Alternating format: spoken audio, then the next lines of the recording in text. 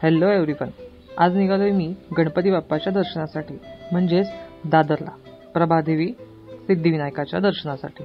नेहमीप्रमाणे ट्रेनला खूप गर्दी होती, कारण मी कल्याणवरून ट्रेन पकडली होती। खाली उतरल्यानंतर सुद्धा बघू शकता तुम्ही, माणसाला माणसं चिटकली आहेत, इतकी गर्दी त्या दादरला होती। आता काय करायचंय, मेन ब्रिजला मी वरती गेलो। वरती गेल्यानंतर मला पुढील मार्ग सापडला। दादर पश्चिमला आपल्याला जायचं आहे, म्हणजे दादर वेस्टला। मी राईट साईडला टर्न घेतला आणि दादर वेस्टला जायला सुरुवात केली।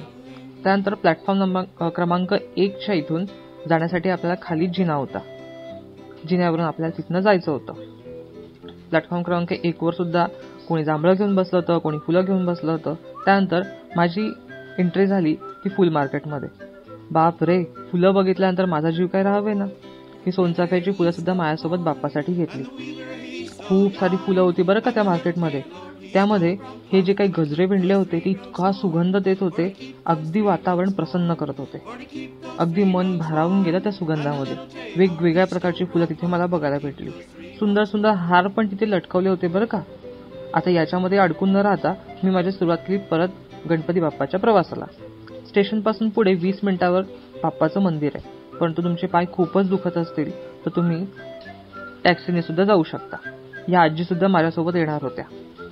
मी पहिल्यांदाच गेलो होतो, त्यामुळे मला काही माहिती नव्हतं। बाप्पाची एवढी कृपा की दुपारची वेळ असून कडाक्याचं ऊन मात्र नव्हतं। नंतर मी टॅक्सी पकडली। फक्त 10 रुपयेच तर द्यायचे होते। टॅक्सीमध्ये बसलो आणि सुरुवात झाली बाप्पाकडे जाण्यासाठी। अखेरकार पोहोचलो। गणानान्त्वा गणपतिगुं हवामहे कविं कवीनामुपमश्रवस्तमम्। मग आतमध्ये एंटर केल्यानंतर मंगळवार असल्यामुळे खूप सारी गर्दी होती। खूप सारी लोक तिथे दर्शनासाठी आली होती, कारण मंगळवार म्हणजेच बाप्पाचा वार। मी सुद्धा एक छोटीशी टोपली घेतली, ज्यामध्ये पेढ्यांचा प्रसाद होता, एक छोटासा हार होता, दुर्व्याची जुडी होती आणि नारळ होता। मग पुढे गेल्यानंतर गेट नंबर 1ला मी गेलो आणि तिथनं डायरेक्टली गाभारा दर्शनासाठी रांग होती, पण खूप सारी गर्दी होती बरं का। 2.5 तास लागले मला दर्शन घेण्यासाठी। बाप्पाचं दर्शन घ्यायचं असेल तर रांगेमध्ये उभं राहायचं। त्यामध्ये मला या ताई भेटल्या आणि कुठेही मला एकटं वाटलं नाही। जणू काही मला वाटलं बाप्पानेच माझ्या मदतीसाठी कोणाला तरी पाठवलं होतं। खूप सारी वाट बघत होतो, तिथे हे उंदीर मामा सिक्युरिटी म्हणून सारखे उभे होते।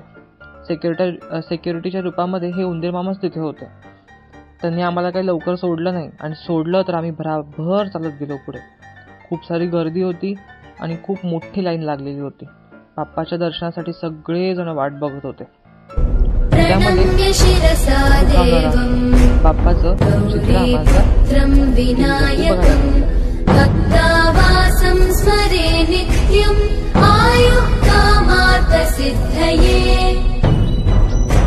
असं करत आता पुढे आलो।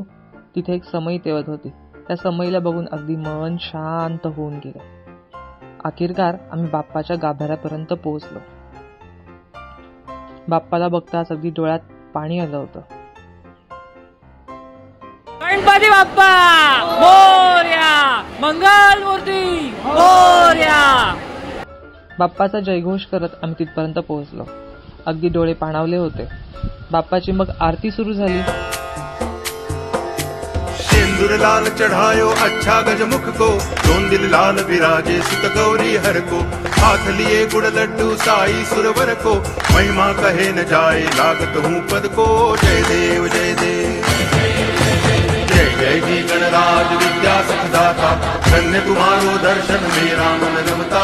जय देव जय देव। नंतर बाहेर आल्यावर एका उंदीर मामाच्या कानामध्ये आम्ही आमची इच्छा सांगितली। बाहेर आलो, त्यानंतर वेगवेगळी दुकानं सुद्धा आरामात बघितली। पेढ्यांची दुकानं होती, हारांची दुकानं होती, काही सांगू नका। खूप छान छान सजली होती बरं का। यामध्ये मी सुद्धा माझा एक बाप्पा छोटासा घेतला, आठवण म्हणून। खूप सुंदर सुंदर मूर्त्या होत्या त्या मंदिरामध्ये। हे काका तिथे भेटले। ते म्हणाले माझा व्हिडिओ काढ बरं का। त्यांचा सुद्धा मी व्हिडिओ याच्यामध्ये ऍड केला। त्यांना पण खूप बरं वाटलं। नंतर माझी पावलं निघाली परतीच्या प्रवासाकडे। सगळे दर्शन वगैरे घेतलं आणि घरी मी निघालो. अनुभव खूप सुंदर होता, कारण पहिल्यांदा मी तिथे गेलो होतो. मग कसा वाटला व्हिडिओ नक्की सांगा. लाईक, कमेंट आणि शेअर करायला विसरू नका. भेटूया आता पुढच्या व्हिडिओमध्ये. गणपती बाप्पा मोरया.